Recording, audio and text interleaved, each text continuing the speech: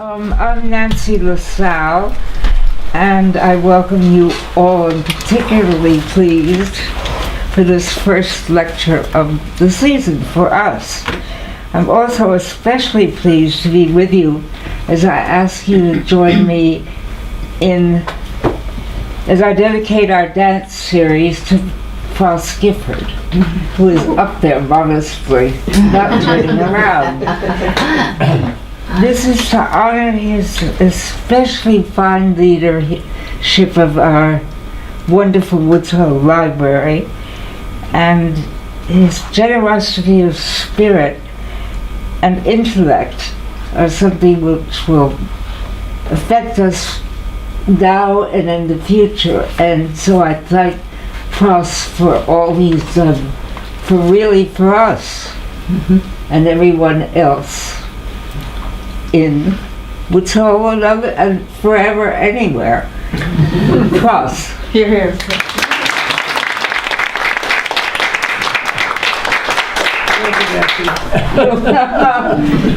Well, thank you all for being here to celebrate this. And for our dance program tonight, led by Gretchen Warren, right there. Thank you, everyone. Welcome to the first of 4 dance lectures this summer. And we have a really wonderful program tonight with 3 very special people. And I just first, before we launch into the program, would like to mention that if you are not on the library's email list, please be sure you sign your email on the board that's going around, which will be back on the table at the end, because we have a letter that details all of the dance things, talks a little bit about them, tells you all the dates that we can send out to you. Many of you have already received that. Last year, several of you accompanied me on a dance trek. I do 2 dance treks every year. And I think there were 36 people on the last one. And really, I don't know what is more popular, the performances that are sponsored by the Yard at the Martha's Vineyard Performing Arts Center, or the ferry ride back in the moonlight. In any event, it's a terrific way to spend an evening, and I guarantee you will not have to swim home from the vineyard. That's what I do. I make sure everybody gets on that last 9:30 ferry. So it's an important job, I know. It's also it's not a great way to spend an evening. It's also a rather inexpensive way to see top-notch dance performances that are brought in by the Yard. So we have 2 that are going this year. The first one is going to Camille Brown, who's a very well-known Black female choreographer, and her subjects are Black females in this piece, and it looks like it's going to be very provocative, and her dancers are always very exciting. She has come every year to the Yard because she's enormously popular with the dance audience over there, so this is her 4th or 5th time being invited back. And then the second one, we're going in August to see Malpaso. Malpaso is a Cuban contemporary dance company. We saw them last year. They are just out of this world. They sell out Jacob's Cocoa. They sell out just about everywhere they go in the States because they are very, very powerful, wonderful dancers. So how many of you saw Malpaso before? A few, right? And do you recommend? You're probably going again. Yes, right. I had several people said, when are we going to see Malpaso again? So they're coming back. And so please email me for details or see me after the program, and I can send a letter with all the information about how we do these treks. So over the years, there have been a few very famous dancers who have performed well into their 60s and beyond, which is rather unusual. Dance is generally considered an art form for the youth or young people. And so names that come to mind are Martha Graham, who was still dancing very late in her career, Merce Cunningham. And if you saw Merce Cunningham on stage when he was in his 70s, even 80, he was mesmerizing. Mikhail Baryshnikov has reinvented himself, put himself in theater and contemporary dance after a big classical ballet career. Margot Fontaine was still performing Swan Lake in her 60s, and the great Cuban ballerina Alicia Alonso also performing in her 60s. Frankly, I cannot imagine how they do it, because as we all know, as we get older, it gets harder and harder. And just to keep yourself in shape and be able to do that at that age is amazing. But there are some wonderful, not just the challenges, but wonderful joys of performing when you're a more mature person. And so we have 3 more mature artists with us tonight, and I'm going to moderate a discussion about that. Halfway through, we will have a duet that Ford and Melinda Evans will perform, and at the end, a solo by Ara, so you get to see what they do, and they're magic. So I think, without further ado, what I'd like to do is introduce each one of them, so you have a little idea of their backgrounds, and then we have talked between us last night about what we're going to talk about, so we'll proceed from there. So, Ford Evans sitting there in the middle between the 2 ladies, retired from the theater department at Dartmouth College in 2014. At Dartmouth, he directed the Hopkins Dance Center and the Dartmouth Dance Ensemble, which he founded. Prior to moving to Vermont, where he lives now, he was professor for many years in the Department of Modern Dance at the University of Utah. And prior to that, he was a professional dancer in Utah's really terrific contemporary dance company, Repertory Dance Theatre. Ford has performed an extensive range of works by historical and contemporary masters of modern dance throughout the US and Europe, and his choreography has been performed by university and professional dance companies, both domestically and internationally. He is also an avid woodworker, and if you were on the bike path this morning, you may have seen him whizzing by, or lately he's become an avid cyclist. Melinda Evans, Ford's wife, is currently a lecturer in the theater department at Dartmouth, where she teaches a course in creativity and collaboration. From 1981 to 1995, Melinda was a leading performer in the Repertory Dance Theatre in Utah, and in addition, she has been a guest faculty member at both the University of Utah and Brigham Young University. From 2001 to 2012, Melinda taught modern dance classes at Dartmouth's Hopkins Center, directed rehearsals for the Dartmouth Dance Ensemble, and performed as a guest artist with them. Along with her husband, Ford, Melinda continues to perform with Company X, a puppet dance theater in the US and Canada, and some of you may have seen them when they were here last summer performing. She holds a degree in dance from the University of Colorado and a master's in liberal studies in creative writing from Dartmouth College. Melinda is also a fiber artist and an avid flower grower and arranger, and she lives with Ford on their beautiful farm in Vermont, where, among other things, they have tended a flock of sheep, and you'll probably hear more about that later this evening. Ara Fitzgerald has just recently retired after serving for many years as director of dance at Dance and Theatre at Manhattanville College. She creates dance theater as a choreographer, writer, improviser, and performer, and was an early explorer of choreography with original text. In addition to her own company, she was a member of Daniel Nagrin's seminal company, the Workgroup, as well as the Entourage Music and Theater Ensemble.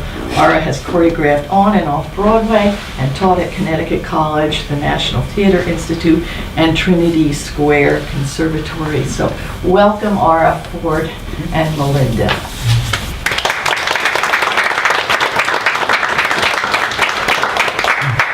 So I'm going to throw out a question right away. It must be in all of your minds.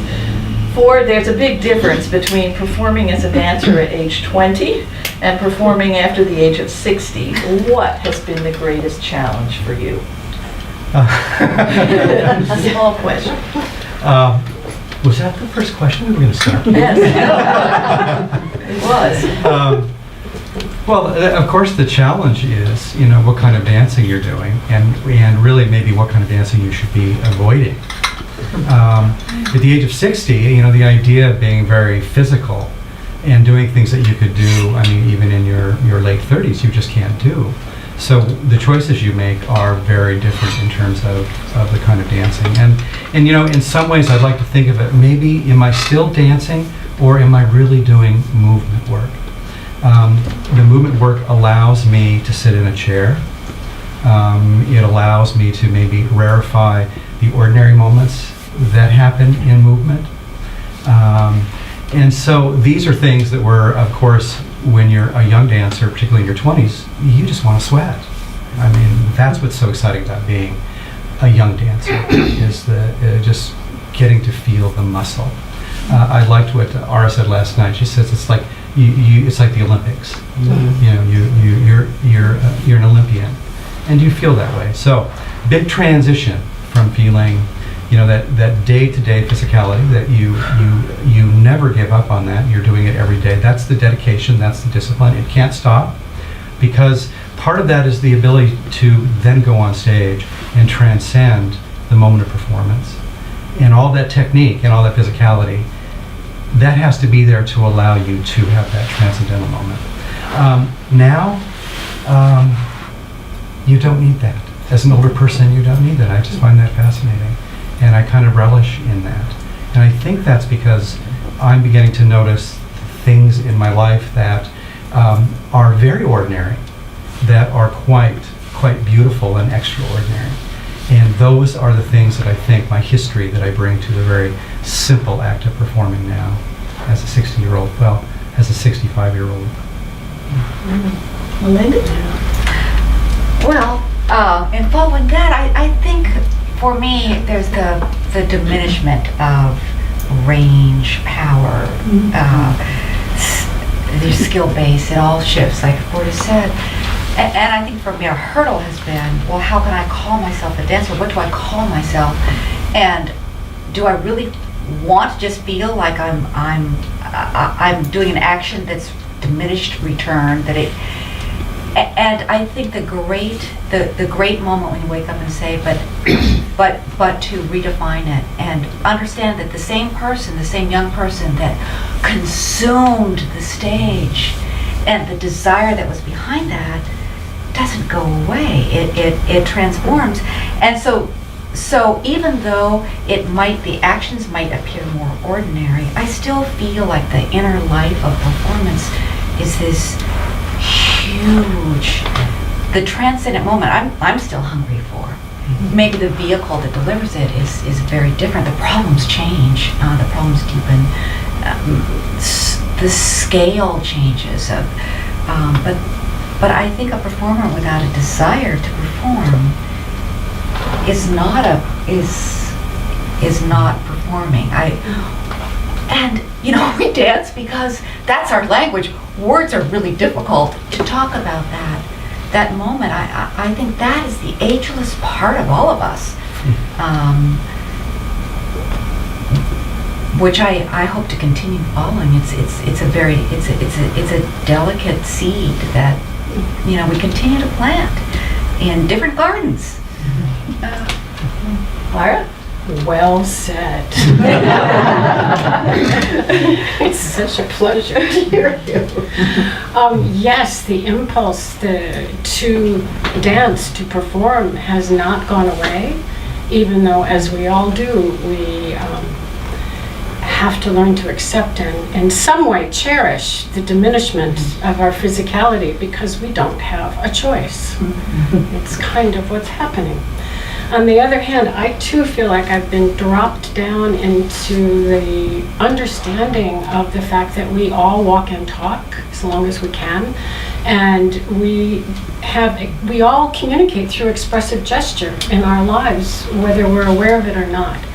The rarefied period for us as dancers when we're young and becoming athletic and Olympic is gone, but the memory of it, the echo of it is still there. So there's a certain supportive technique under what we do even now. And I find that my fascination with literature and with the human condition that in some ways was diminished when I was younger and feeding those hungry muscles, has now returned, so that rather than so much young navel gazing and having a perfect body, my body was never perfect, is now translated into considering the human condition and what we do in our lives. And it's a little hard also for me when people say, "Oh, you're still dancing." And then I think, "Oh, but I'm not really dancing. It's something else I'm doing now. I don't know what I'm doing, but I'm doing it." And it is related to everything that came before.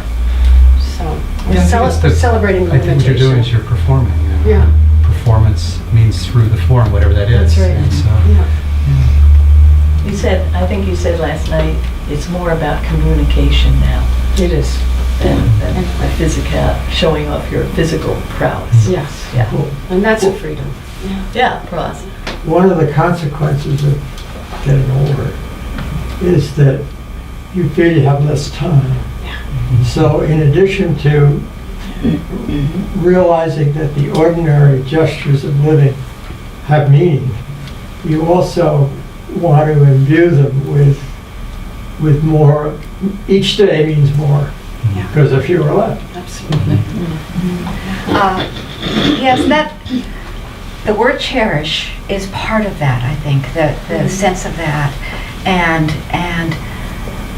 finally being released from our ordinary fears too. We conduct our lives with the things that worry us, and we restrain ourselves, or we hold back with some sense of, sometime in the future we'll take care of that, and it is very liberating to say, I have no time to waste. I'm not going to be afraid. I'm going to just allow.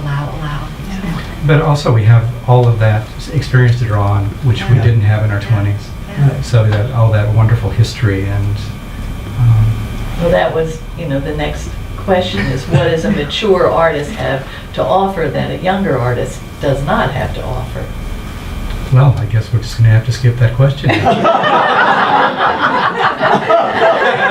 answered it.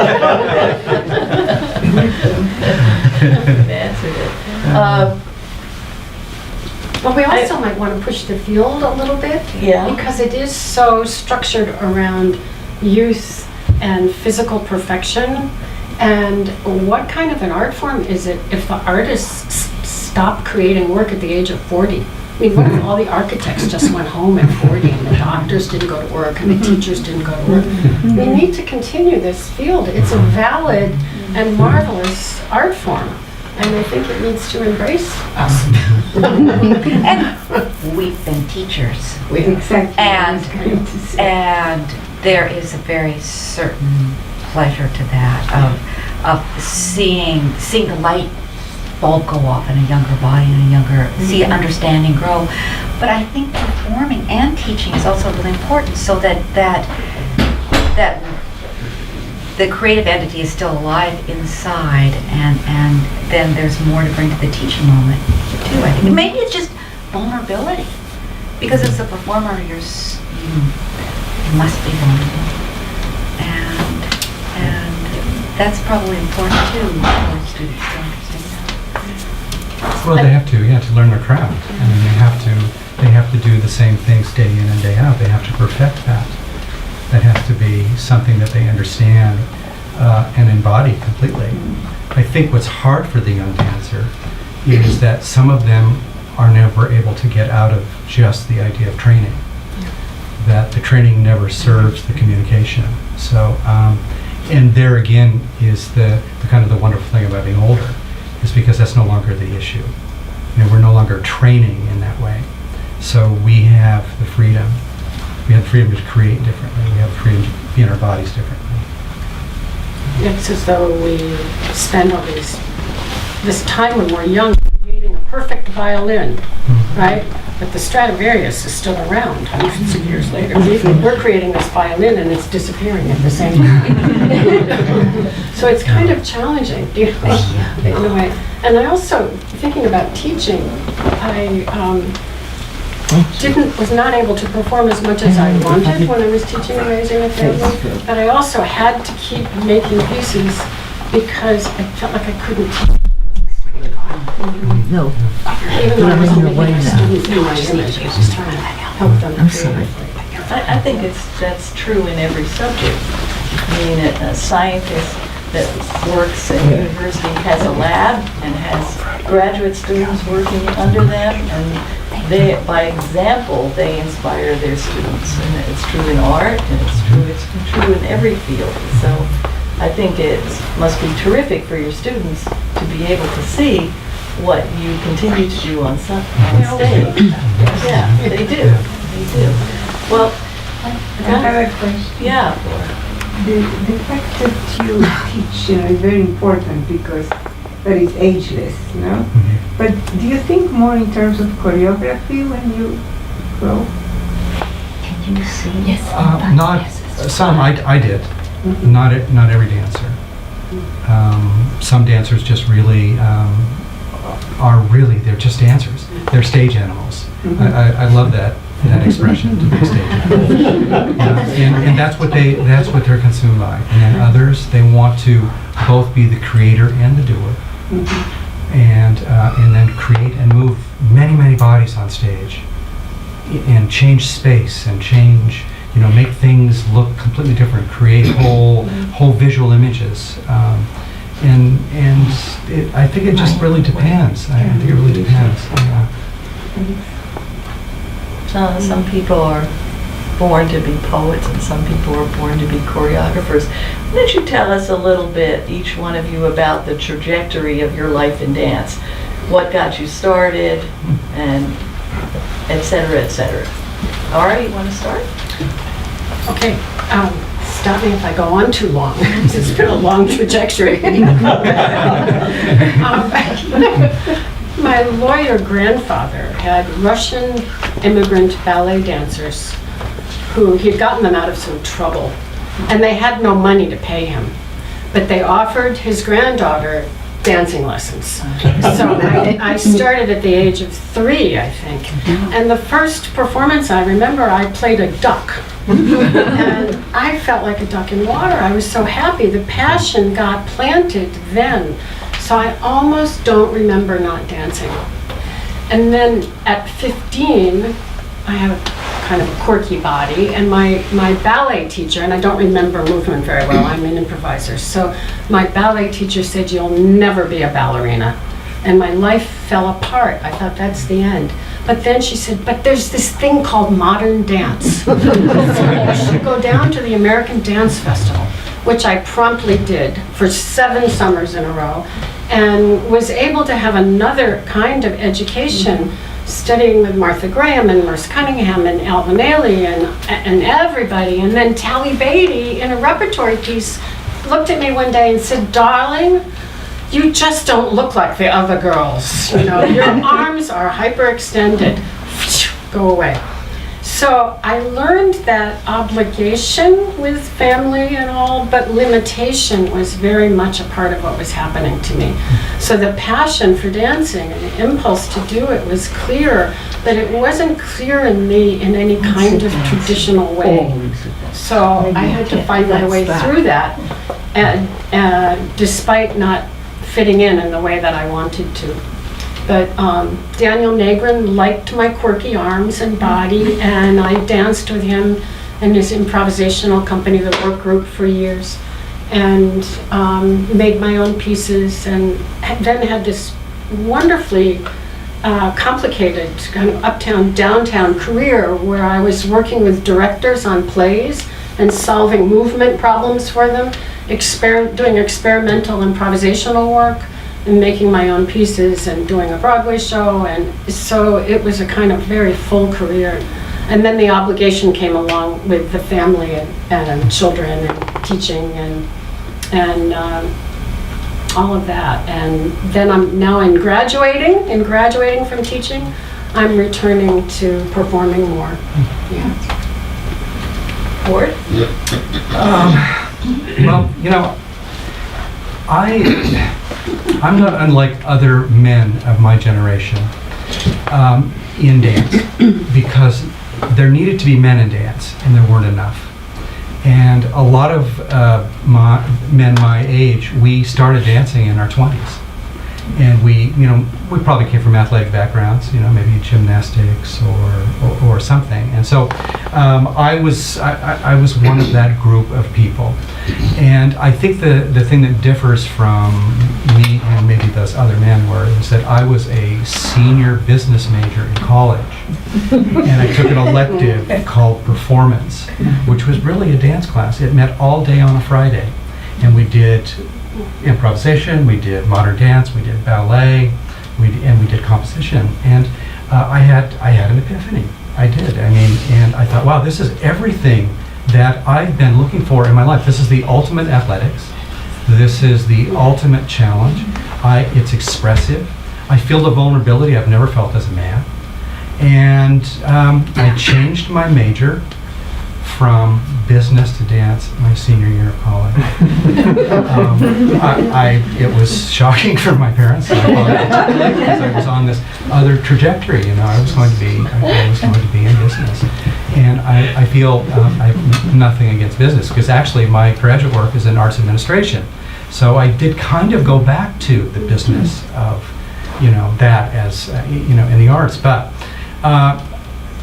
I guess what I was doing is I'm a little how to sort of focus this whole thing, because on the one hand, as I'm sitting here and I just listen to Ara and I'll hear Melinda, I'll think, what an extraordinary life I've had. How lucky I've been, because it hasn't been a money of financial affluence in any way, but I have not suffered from that. Because the experiences and the travel and the collegiality and all of the things that I've got to do have made, have sort of made up for that, I guess. Not being able to compare and contrast the two, but so that's my kind of my sort of my emotional outpouring here. What I did was I was fast tracked through dance. And what happened was, every class I was in, I never got to take beginning classes. I was in intermediate classes right away because they needed to push me to the front of the line so I could be lifting the female dancers. They needed men, and it was like that in the other way. And I have to tell you, I kicked a lot of women in class. I was clumsy. They were forgiving. They gave me a chance, and lo and behold. Somehow or another, I managed to get it all together, became a professional dancer, and then, lo and behold, I was asked to apply for a faculty position. I became a faculty member, and then I found myself choreographing and directing and doing administrative work, and here I am right now. At 40, you made a big decision at 40. Oh, yeah. At 40, we decided to move to Vermont. I was a tenured professor at the University of Utah, and chaired the program. And we decided that, I guess I decided that really, 23 more years, I didn't see being able to be doing that one thing for 23 more years. So I thought, let's go have another life. Let's go have another experience. And an older man, which, he said, you really should reinvent yourself every 7 years. I don't know where he got that, but it was just right for where I was. So, so we moved to Vermont and Started raising sheep. I started woodworking on a more serious basis, but then found myself back in dance, which is very interesting. Just can't seem to get away from it, which is just fine. Melinda? Your turn.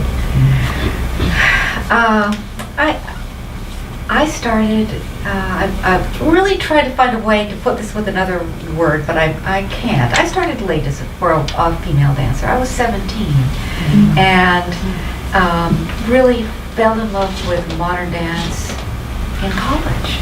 My first year, first semester, I took a dance class. I had dabbled in dance, but that was my first serious class, and I really just fell in love. I fell in love with everything about dance, and just kept taking dance classes, modern classes, ballet classes, jazz classes. So I just really started training seriously, and I guess logged my 10 years. Finished college, and went to workshops, and went to San Francisco and danced took classes there. I went west, not east. And it's interesting though, because my dance life is so entwined with Ford's, and that he was the new guy in the dance department, and I cast him in my senior piece. And, it's so silly, and the performance. I mean, we just laughed because we had just ridiculous costumes with headpieces, and we leaned into each other, and our headpieces got stuck together. Anyway, it was a metaphor, but we really. So we built a life around that. I mean, he was invited to join Repertory Dance Theatre, which was in the 70s. It was the heyday of modern dance. It was the Rockefellers that started this company outside New York City, and funded this young company, set it out west in Utah, because there was a dance base, oddly enough, in Salt Lake City, to build facilities, and it was a really exciting time. It was a repertory company, and so we moved to Utah, and I danced with the second company for a couple of years, and then was invited into the company too, and that's why our resumes are so similar, because we overlapped in the company for a couple of years. And then we had our son, and Ford then I think thought that he maybe needed to, augment his career, and went into the academic position. And then I went on to dance I was there for 14 years, dancing with the company. And I think my pursuit of dance, I often wondered, should I have been an actress? Except for the small problem of words. But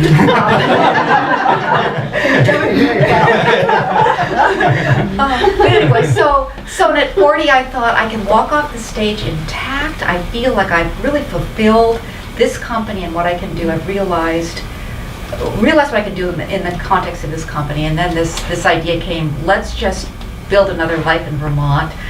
And I said, okay. And today I was thinking, well, I have a new image for our life.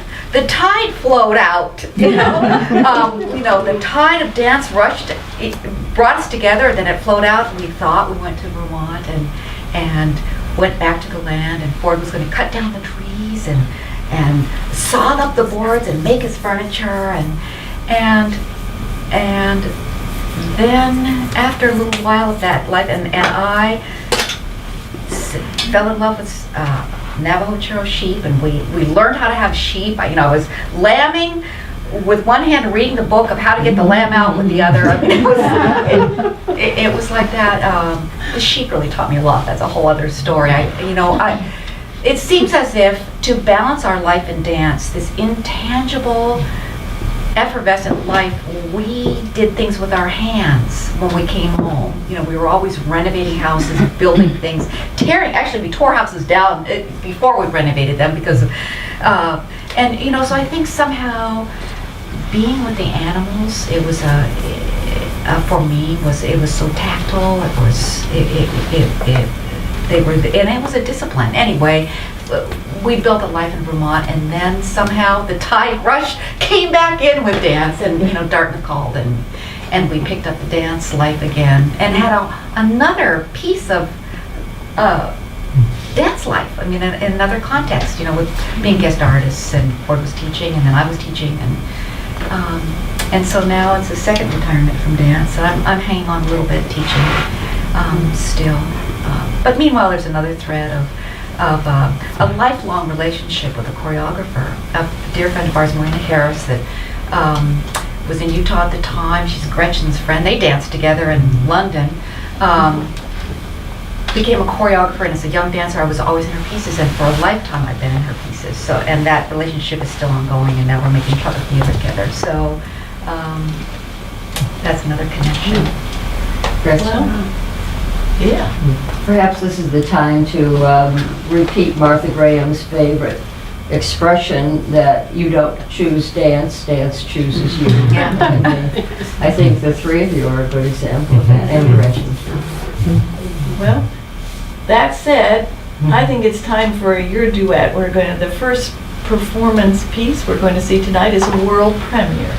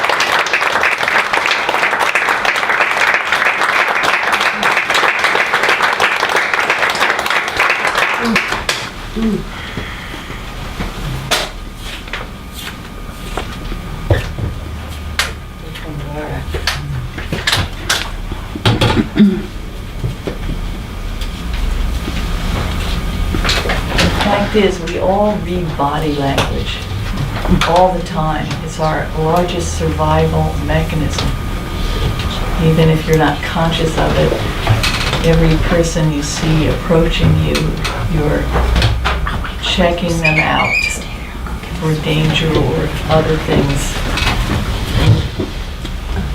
with this kind of dancing, you really realize how important body language is and how we all communicate with that way more than we ever communicate with words. Next we're just going to talk about the use of text, because traditionally dancers were to be seen and not heard. But beginning in the postmodern period in the 1960s, dancers started to use text and choreographers started to incorporate words into their work. So I wonder if, Ara, you could talk a little bit about the challenges that, because you were a great innovator where this was concerned, of incorporating text into your choreographic movement. First I want to say, that was just exquisite. That was just beautiful. No. It was beautiful. Thank you. Let's see.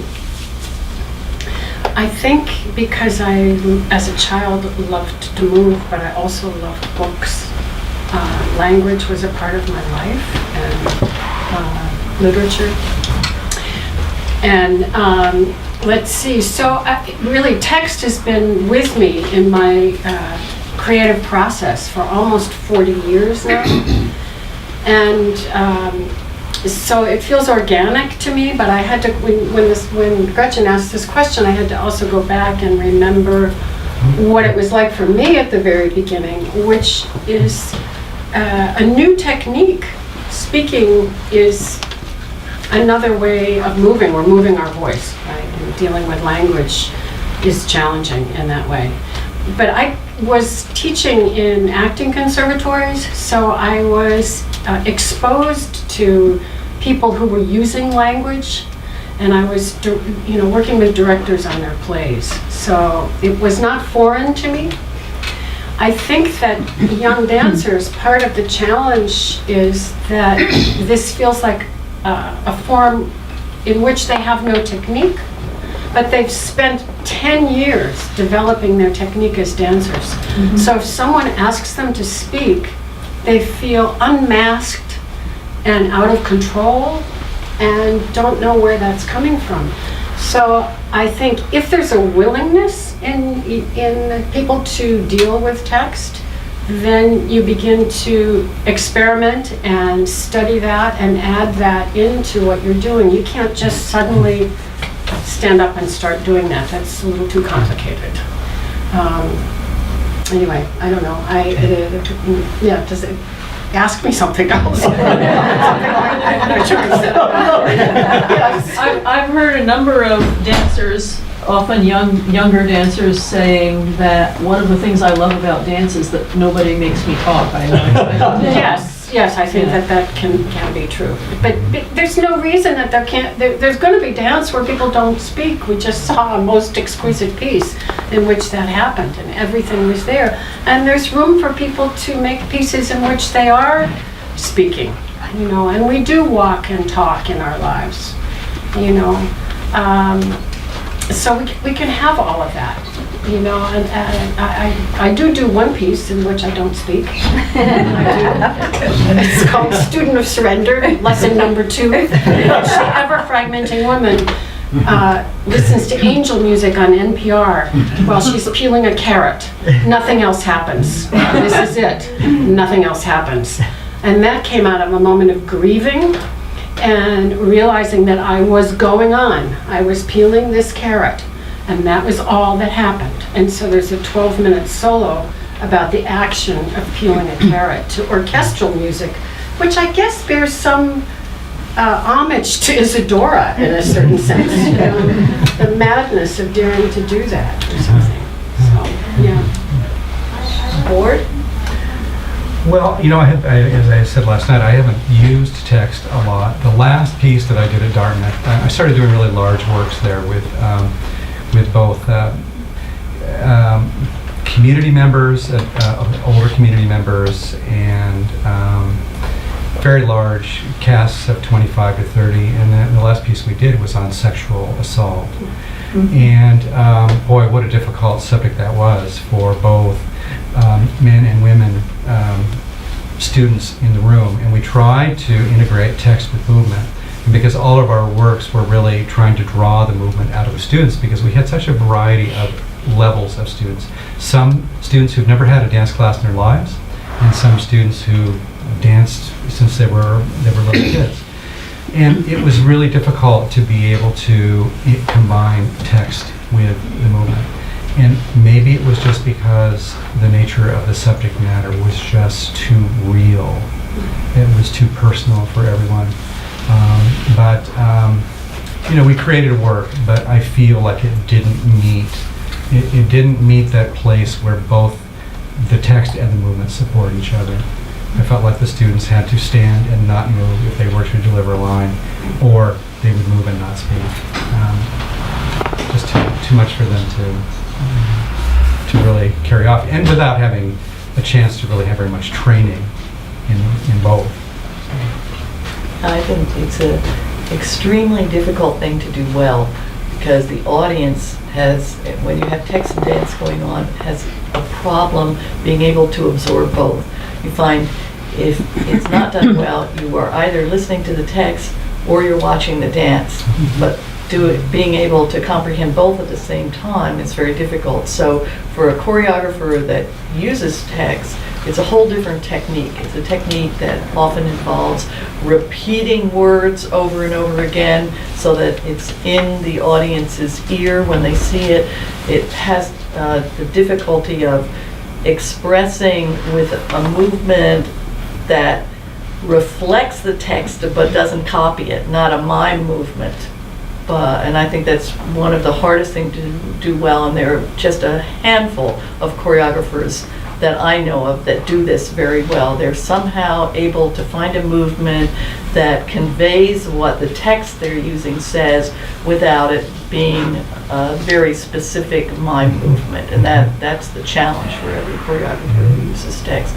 And the performers themselves, if you're in musical theater, you've had a lot of training in how to use your voice, to how to use it at speaking as an actor, how to sing with it, and training to use your body. But the average dancer has had none of that training. They rarely have classes in acting, and they rarely have classes in speaking and projecting their voice. Now, increasingly, because there's so much text being used in dance, in university dance programs, we are incorporating classes that teach dancers how to speak and how to act.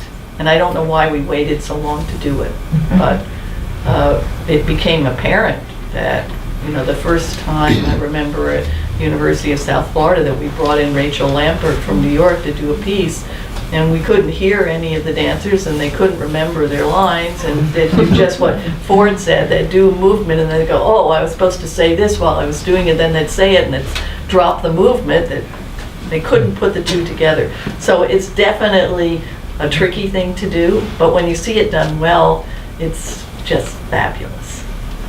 Melinda, do you have anything to add about that? I have a question. Yeah. Question on YouTube.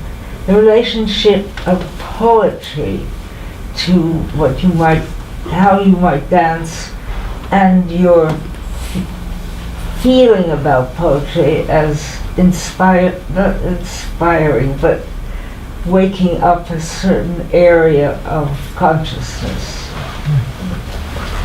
That's very lovely. That's very wow. What'd you say? That's very lovely. I'm really, that's what you just said, that really kind of wows me. I mean, like going, boy, That's, I think, what I pursued my whole life in dance, is finding that. We call it images. I think for me, how I approach dance is really through metaphorical thinking. And that's what is so good about getting older, because you accrue so many things to bring in. What the light looks like on the water here. That goes in me. I don't know how exactly it's not a literal translation, but that's one thing. Or loss, and all the many things. I mean, to me, that is why dancers need to be so smart. Well, the thrill of poetry is that poets have written paeans to dance, French in the 19th century in particular. But there's a certain, not only a verbal vision, but that relates to being a dancer, I think. It's because essentially you are poets in your way of selecting movements or how you choreograph or what you see in the dancer you're working with. It is a poetry anyway. It's probably, if Merce Cunningham were in the room, he might have a different comment to make, because it seems as if he deliberately tried to interrupt that seeking of meaning and poetry in his process and in his pieces, but his choreography was beautiful. His dancers Yes. moved beautifully, and they were poets too. But it's a poetry of movement. Yeah. That's right. Yeah, That's right. yeah. And I think that what I feel now is a poetry of feeling. And so Well, that's why what you said, I thought, wow. You sort of like really hit it on the nail on the head. You really hit the nail on the head. and both. I mean, whether you're a poet in dance or a poet in words, you're making decisions about where to put your emphasis, about the rhythm of it. They're all, The selectivity of it. yes, I mean, you can decide to read a poem one way or another way, and you can decide to do a choreographic phrase. Well, I'm going to emphasize this, and I'm going to move quickly through that. So as a dance artist, you're making the same kind of decisions Yes. that a poet. You are a poet in a different way. So I picked hard questions for them here. I wanted them just before we look at Ara solo and then take a few more questions from you, to expand on what theme or themes you still would like to explore as dance artists.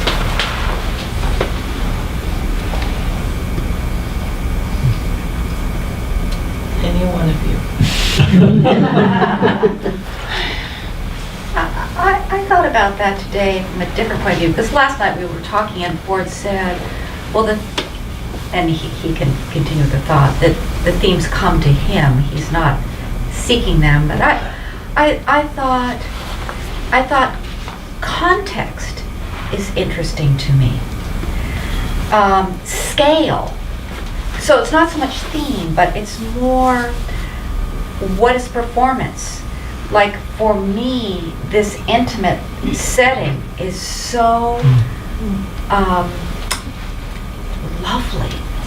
You know, as a younger dancer, it was all about how many people are in the house, you know. SRO, standing room only, yay us, you know. And for me now, the more intimate human scale of, I mean, I think this is where modern dance was really born, really. It was in small salons, in small venues, where it's really people to people. And so that's interesting to me, and it feels like a luxury, because the economy of scale is bigger theater, more patrons, more, everything's so expensive, you know, and so to get to have the essence of performance without those pressures is just very special. So, not a theme exactly, but maybe an architectural idea. Could you speak about your relationship to music? As sort of, what do you choose? What kind of music do you want to work with? Or no music? Do you use music in your pieces? Yes and no. I have a long-standing collaborative relationship with a composer named Wal Matthews, and the first piece we did together in 1980 was based on the Crazy Jane poems by Yeats, who said, I think, you can't separate the dancer from the dance, right? And we took it to the Edinburgh Festival, and my 4-month-old son was there. That was the happiest I think maybe I've ever been until now. We revived it in 2015 because the dance place in Washington, D.C. asked me to come down and perform, and I realized Wall lived right there. Let's do it again. And what we learned was we understood finally a lot more about what Yeats was saying about love and loss than we did in 1980. And the impulse to dance and sing and create was still there for us. It was minimized, as we've been talking about, but it was whole and deeper. So as I go forward, I want to look at pieces that I didn't get to perform enough when I was raising a family and teaching. And also small audiences are very important and wonderful. I love the intimacy of that. And I'm also beginning to experiment with putting a character on film with Peter Cunningham, which hit me. He appeared to me. I don't know how or why. But it's me playing P.T. Barnum in whiteface, come back to life to talk about ethics in politics. He was very, very upset that he was being compared to fellow showman P.T. Barnum. He also had a lot to say to Hillary. And we're working on these pieces, and they're developing. We did one right before the election, and now there's called Make the Bullies Dance. And now there's a series of pieces called Watch the Bullies Dance. And one of them that hasn't been filmed yet, that I'm trying to get to understand whether this is possible, is called The Sound of One Hand Slapping. Basically a litany of everything that's been going on now, just a list of the things, and then calling out to Jesus, Muhammad, and Buddha, aloha. So that's, and I'm very, very excited by having Peter's eye and working together in that way. And the idea that a little film exists exists even when we're not doing it, which is a completely new experience, to have an art object that's not ephemeral. So a whole life with nothing to show for it. But I'm the sorry. initial question was the relationship to music. And I wanted to ask you, the piece that you chose for your performance was before or after? Before. And it's, well, I've been talking a lot. Well, I think that we're always looking for that piece of music that's going to inspire us. And sometimes we already know what we want to dance about, but oftentimes we hear the piece of music and then we know what we want to dance about. What was the piece? It was a piece from Olafur Arnold, and it was called Verses, and it is a kind of a rendition on a Chopin sonata. And it's, we didn't want something that was too driving. We wanted something that was sort of atmospheric, but we didn't need to follow its rhythmic dynamics. That we could sort of just float on that. It had two voices. It seemed like it had two lines. And it created the mood that we felt that we were trying to convey. This mood of two people who've lived a life together, but yet. It's a good question, I think, choreographically especially. Like, where do pieces come from? Dance coexists with music traditionally, and so which hand comes first, which hand feeds it. So can I ask Ford a question? Our life in Vermont, Ford has a wood shop, and he would go in his wood shop, and one would think he was making something on his lathe or with his power tools. But really what was going on for weeks often before he'd make an evening at Dartmouth was he'd listen to music. Just while he was working, he just listened. And I guess my question to you is, what was going on with all that listening? I mean, how did you conceive whole evenings? How did you build them from? What was going on in your wood shop? Occasionally things have come That into the stays house in the wood shop. but the more important things happened on stage, and that's maybe another interesting thing is the making process. Oh, I don't know. But I mean, it's not, I was still making things in the wood shop. I wasn't out there listening to music and drinking beer. I used, and this is just how, and if I were to answer, go back to Gretchen's question about, the themes that come to you. I've always been the kind of person that what I'd like to do are many different things, and I'd like to do them all seriously and let them infuse each other. And what that selection is, what my menu has been, they may not seem related, but they are totally related. Woodworking is about sculpting. Woodworking is about space. It's about visualization. It's about conceptualizing. Choreography is about the very same thing. So I would be thinking about using this moment of working with my hands and listening to this music, and my hands would begin to tell me things. That's what was happening, And it was a lot of ruminating. It was just that too, because I feel like it takes a lot of that. I used to say that it would take 3 hours to make a minute of choreography. Well, it's not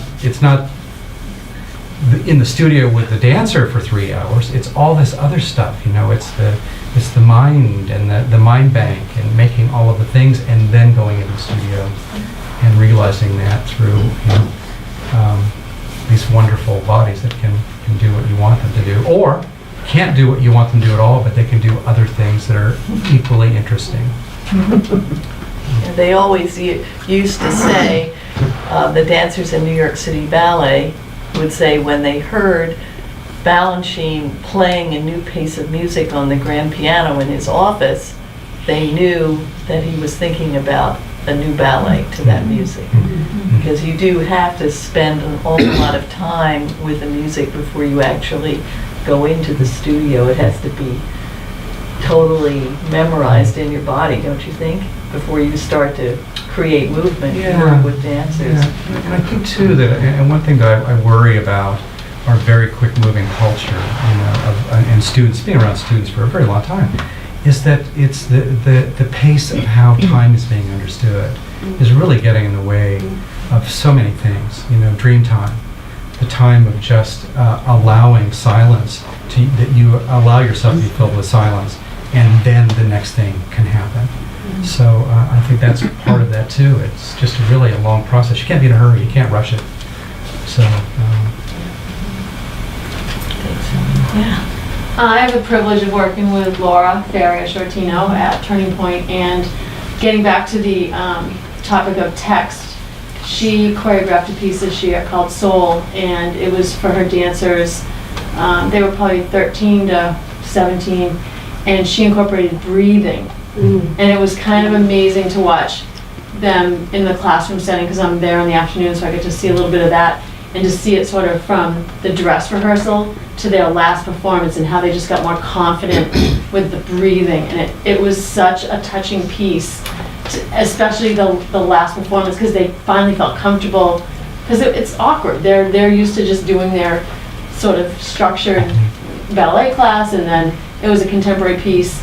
But I just thought that was kind of a neat way that she's so cutting edge all the time. It was so neat to see the breathing incorporated into the choreography. There's many ways to use sound with choreography. It doesn't have to be text, right? That's right. And I think sound is a way to really inform the body even. When those two things start working together, then the movement can become very powerful. It was really neat to just watch the end when you could just see their bodies really getting into the breath. It's fascinating. Anybody else have any questions before we see Ara's solo? Question. I'm a visual artist, and I've been thinking about collaborating with dancers, and I was just wondering what your experience with, if you have had experience working with visual artists. I do large-scale sculpture. I don't know that much about dance, but I am very moved by it, and I was wondering kind of maybe if you have advice for how to get a person like me more up to speed with it, and also how to better collaborate with dancers? My advice to you, just do it. You're in the doing, everything is going to happen. Yeah. Just do it as in dance, or just do it as in do your sculpture? Do your sculpture and do the collaboration. Start the collaboration. And you know, things are going to get resolved. There may be some struggle, maybe some conflict, but all of that's how you're going to get really good at it. And that's how you're going to understand it, and that's how someone's going to understand you, who you're collaborating with. And so We always, at the university, had students from the art department sitting in our classes, sketching frequently. They were there. And I think, you know, they weren't trying to perfect something. They were moving a lot, letting their arms on their big sheets of newsprint move a lot as they're watching, trying to capture the feeling of movement rather than a specific image. I think there's some lovely upstairs, Polly Montgomery's sculptures upstairs really capture a lot of the essence of movement in a wonderful way. And I've always liked the sculptures that did that, as opposed to those, you know, one ballerina standing on one leg, very static and kind of stereotypical ballet sculptures that you see in cheap curio shops. But I mean, there are some sculptors that do that too. But I think dance is about movement, and if your sculpture can convey that, that's wonderful. And like Ford said, the best way to do that is to put yourself up close with dancers. I mean, one of the best ways to experience it is really to go into the rehearsal studio and be this close to somebody who's sweating and breathing and moving around. It's an extremely intimate and powerful experience, much more so than when you have the proscenium in front of you and the dance is nicely framed for you and you don't see the effort involved and you don't hear the breathing. It's a whole different thing, but I think that would affect you in a very powerful way. It seems like you've got a leg up too, because you said you work with sculptural forms, so you're already building forms in three-dimensional space. So you know, you're already occupying space that, you know, the dancers can interact with, as opposed to just being a backdrop or a decorative idea. I mean, you're really right there on the floor with them. So that sounds exciting. I'm curious about whether, to try to understand whether you were wanting to have dance inspire sculptures you're making, or share a sculpture you've made with a dancer to see what they would do with that, or work in a collaborative process in which the dancer and you are talking as you're moving along creating something. Yeah. There are all kinds of different ways of doing that, where your sculpture becomes a set piece for a dance, or you create something together. Yeah. It's all possible. Or just right, just start doing it. Anybody else? All right, I think we're going to see Ara's solo, which is titled "Slow Dancing is Easy."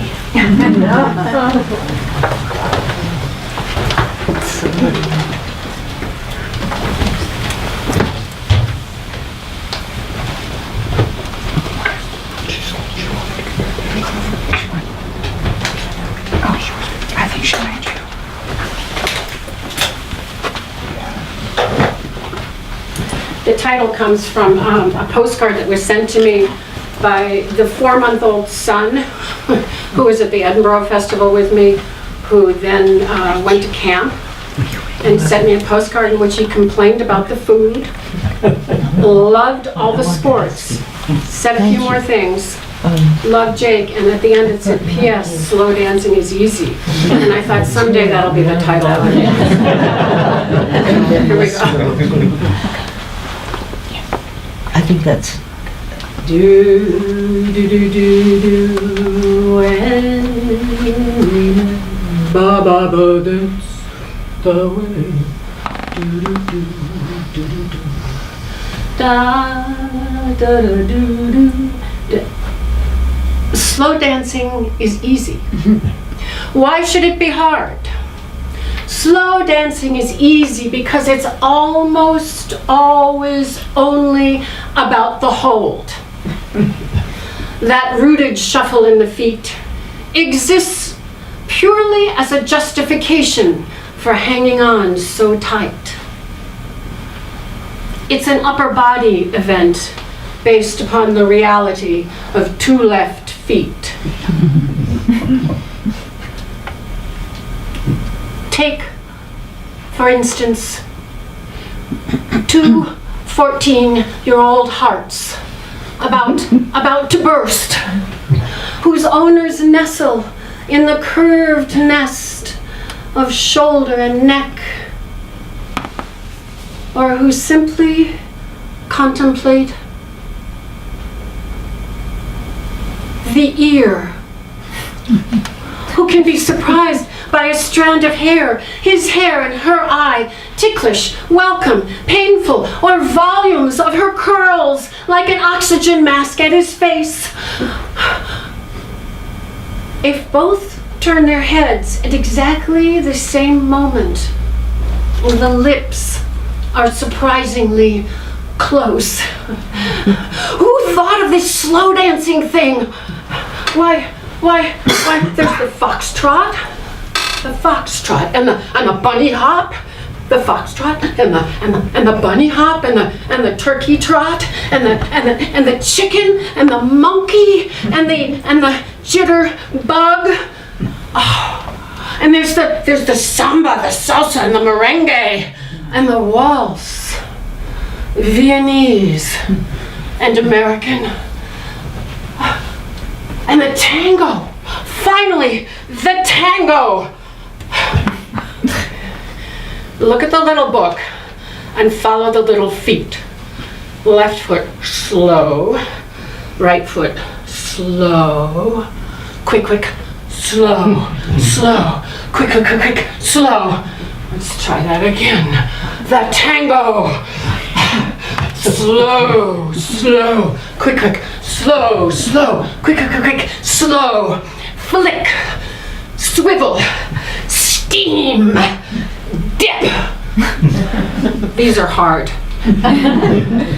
Hard enough to make Arthur Murray a millionaire and Fred Astaire a god. Cha, cha, cha. Don't forget the cha-cha. Su, cha-cha. Dancer change. Oh yes, sweet turn. And straight ahead. Has anybody seen my partner? Or my shoes? Okay, going on with imaginary friends who never get lost or step on our feet. In the middle years, slow dancing is easy because you can do it well in the car on the way to work, but only at a stoplight, or in the hall outside your cubicle, or back at home between chop and boil and scrub the tub. And oh hi, how was your day? You don't say. It's your turn to give the baby a bath.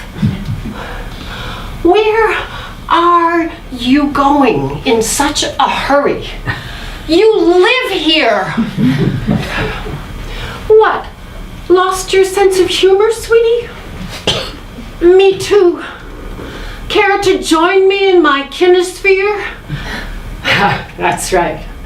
We can slow dance all night or until the baby wails.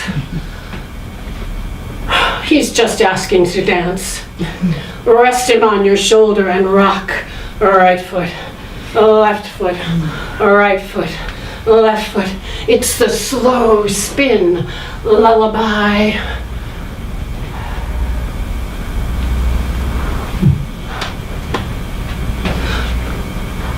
And then the middle years, the later years, the late years, suddenly waltz by. And then in the later years, slow dancing is still easy, But as you can see, finding a partner or your shoes can be hard. Remember the limbo? That was about how low can you go. This is about how slow can you go. Care to join me in a movable hug? I said, care to join me in a movable hug? That's right. Bring your walker over here. Slow dancing increases the heart rate or decreases it depending upon age.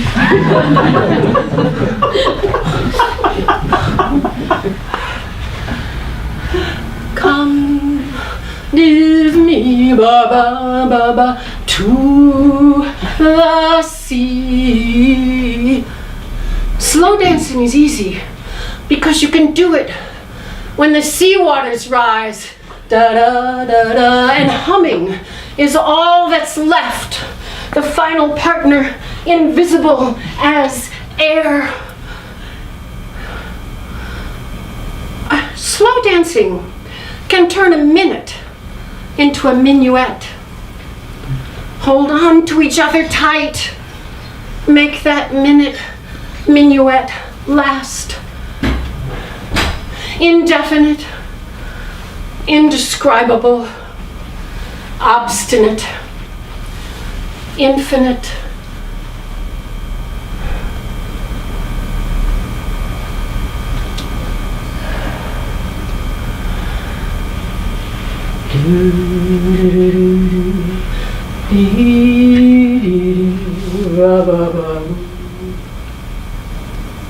The end.